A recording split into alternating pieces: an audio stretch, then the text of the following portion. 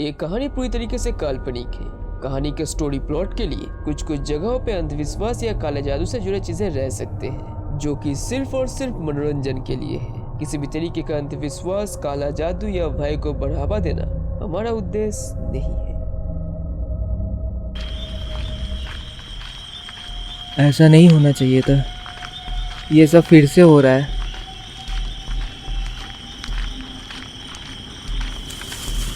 हाँ, ये क्या था?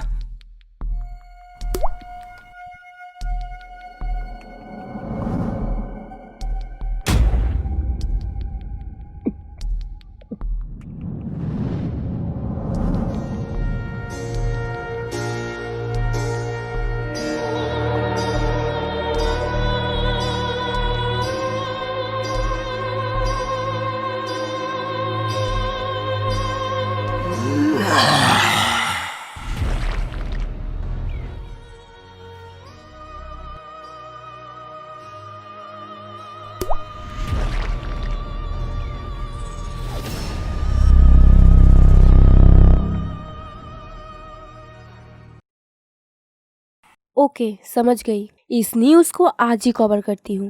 विक्रम, एक न्यूज़ है। क्या है? कुछ नया है या वही? नया तो नहीं, बट कवर कर सकते हैं। अबे नया पुराना छोड़ो, न्यूज़ क्या है वो बताओ, फिर देखते हैं कवर कर सकते हैं या नहीं। 80 किलोमीटर नॉर्थ ईस्ट पे एक पुराना गांव है, जहां पिछले कुछ हफ्तों से एक बीमारी काफी तेजी से फैल रही है और काफी लोग इसके चपेट में आ गए हैं। इंटरेस्टिंग। इसे कवर कर सकते हैं, मगर तुझको ये न्यूज़ दिया किसने? पता नहीं, उसी गांव का कोई आदमी था। न्यूज़ सही है ना? पता है ना पिछली बार क्या हुआ था?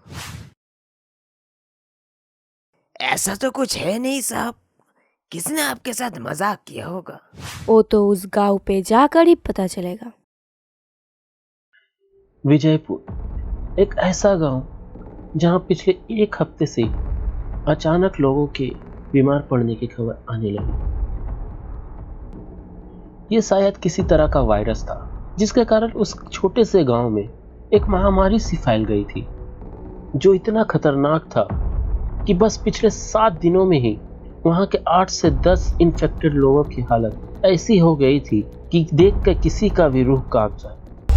और इस घटना की जांच पड़ताल और रिपोर्टिंग करने के लिए विक्रम नाम का एक फ्रीलांसर रिपोर्टर और अपनी साथी रिपोर्टर अनाया और कैमरामैन सुरेश के साथ उस गांव में जाते हैं। गांव में कदम रखते ही उनको ये एहसास हो जाता है कि इस महामारी ने इस गांव को काफी हद तक सुनसान बना दिया है। और गांव के काफी अंदर जाने के बाद उन्हें कुछ गांव वाले दिखते हैं। गांव वालों का कहना था कि ये जितने भी लोग बीमार पड़े हैं, वो सब पिछली रात गांव के एक पीपल के पेड़ के पास से गुजरे थे।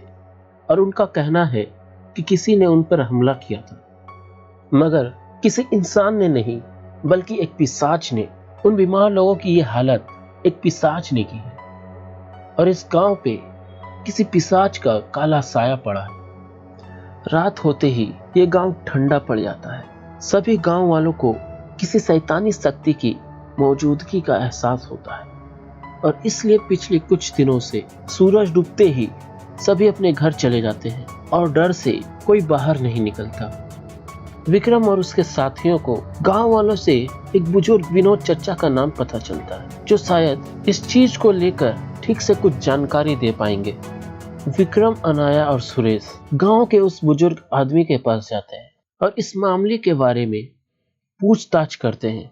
जी, हम तीनों रिपोर्टर्स हैं। हम इस गांव में घटने वाले अजीबो घटनाओं और महामारी के बारे में रिपोर्टिंग करने आए हैं। कौन से चैनल से हो? जी, हम किसी परमानेंट चैनल से नहीं हैं, हम फ्रीलांसर रिपोर्टर्स हैं। गांव वालों के मुंह से आपका नाम सुना काफी हम लोगों ने। क्या आप डिटेल में हमें बता सकते हैं कि इस गांव में आखिर ये सब हो क्या रहा है? आखिर ये महामारी फैली कैसे? महामारी नहीं है, वो शैतान है, पिशाच है, वो खून का प्यासा पिशाच जो कई दशकों से सोया हुआ था। ऐसा कुछ बहुत साल पहले भी हो चुका है। तब मैं बहुत छोटा था। मेरे दादा के समय की बात है। एक पिशाच का बुरा साया इस गांव में ऐसा पड़ा था कि रात को लोग बाहर के घर पे भी सुरक्षित नहीं थे। जीना मुश्किल हो गया था। इस पिशाच के आतंक से तंग आके तब मेरे दादा, मेरे बाबा और कुछ लोगों ने एक महान तांत्रिक को ढूंढ के लेके आए थे, जिसने उस पिशाच को घायल करके गांव के मिट्टी के नीचे दफना दिया और मंत्र से बांध के उस कब्र के ऊपर एक पीपल का पेड़ लगा दिया था। What rubbish. तुम जैसे मॉडर्न बच्चों को शायद ये चीज बहुत ही मनगढ़ंत लग सकती, मगर ये महामारी नहीं है। वहाँ उस पेड़ को देख रहे हो, वही है वो पीपल का पेड़ जिसके नीचे वो पिशाच दफन था। उस तांत्रिक के गहरी रस्मों के मुताबिक उस दिन के बाद से हर पूर्णिमा की रात उस पीपल के पेड़ के नीचे किसी बकरे की बलि दे के खून से उस पेड़ को पूजा जाता था। सुनने में बहुत जालिम लग सकता है, मगर उस शैतान की खून की प्यास बुझाने के लिए ऐसा करना पड़ता था, वरना वो शैतान फिर से जाग उठेगा। उस इंसानों की खून की प्यास दोबारा लगेगी, पूरे गांव पे फिर से उसका काला साया मंडराएगा, तांडव फैलाएगा वो, और धीरे धीरे सभी को खत्म कर देगा वो, सभी को खत्म कर देगा। अच्छा, मगर ये सब दोबारा शुरू कैसे हुआ? तुम मॉडर्न बच्चे हम लोगों के रीति रिवाज को क्या मानोगे? ऐसे ही कुछ शहर से पढ़ के लौटे कुछ जवान लड़कों ने इस रस्म को पिछले पूर्णिमा के बाद से ही बंद करवा दी। मैंने बार बार चेतावनी दी थी, मगर उन लोगों ने नहीं सुना, और अब वो पिशाच फिर से जाग गया, पहले से भी और भी ताकतवर होके उस इंसानों की खून की प्यास फिर से लग चुकी है। वो सभी के ऊपर हमला कर रहा है, और कल क्या? कल फिर से पूर्णिमा की रात है। वो किसी को नहीं छोड़ेगा, किसी को नहीं।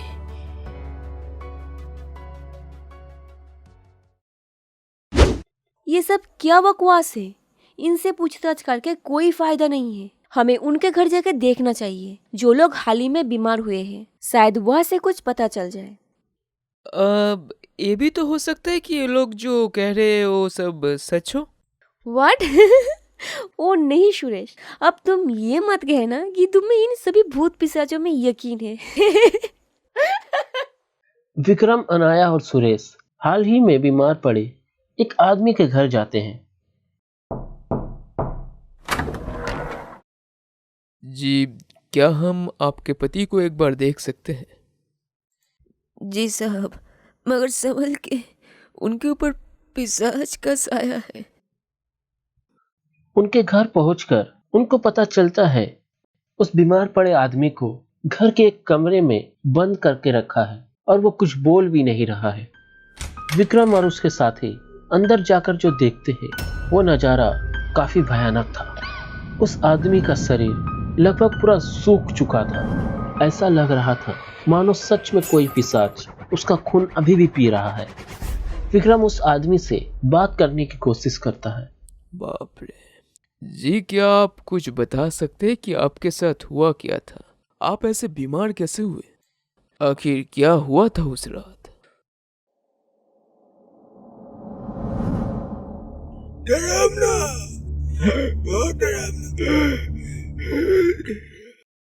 वहां से वो तीनों एक और बीमार मरीज के घर जाते हैं, मगर वो नजारा तो इससे भी ज्यादा बदतर था।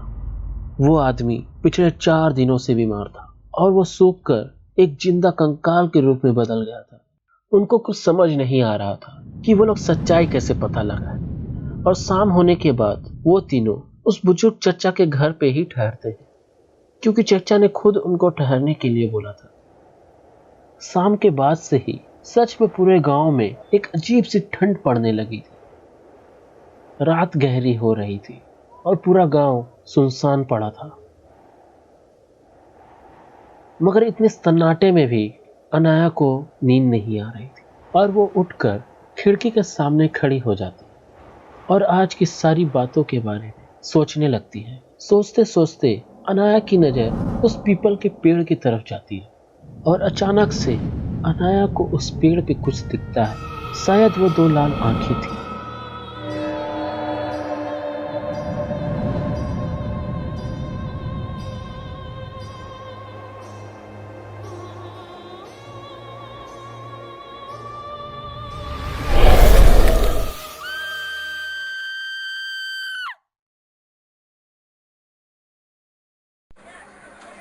अगले दिन सुबह अचानक से पूरे गांव में खलबली मच जाती है। पता चलता है कि गांव के सारे इंसान जो बीमार थे वो सब आज सुबह से लापता हैं। विक्रम और उसके साथी जिन दो मरीजों से कल मिले थे वो दोनों भी गायब हैं।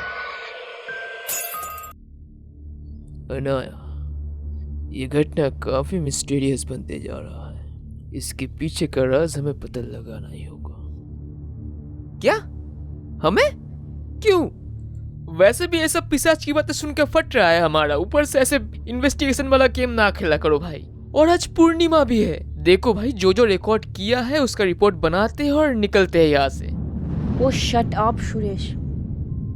शाम हो जाती है मगर किसी भी मरीज का कोई पता नहीं चलता। फिर से रात हो जाती है। पूरे गांव में फिर से ठंड पड़ जाती है।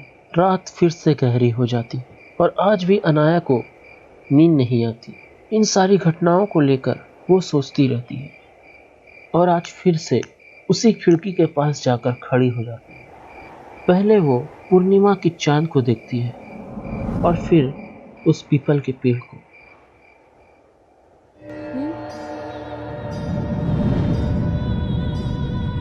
फिर से वो आंखें।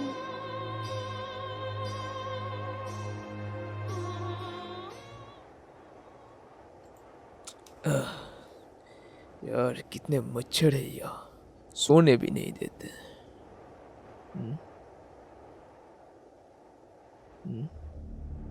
वो कौन है? क्या वो अनाया है? वो उस पीपल के पेड़ के नीचे क्या कर रही है?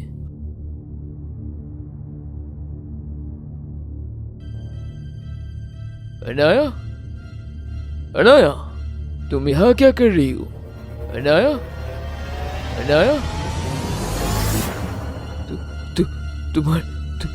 तुम्हारी आँखें। विक्रम, तुम दोनों यहाँ।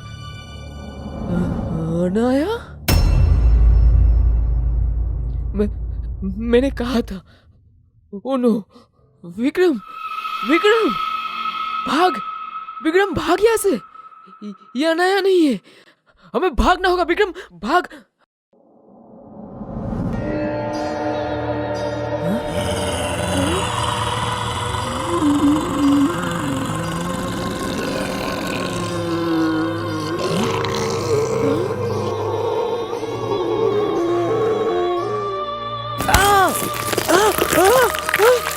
विक्रम, विक्रम,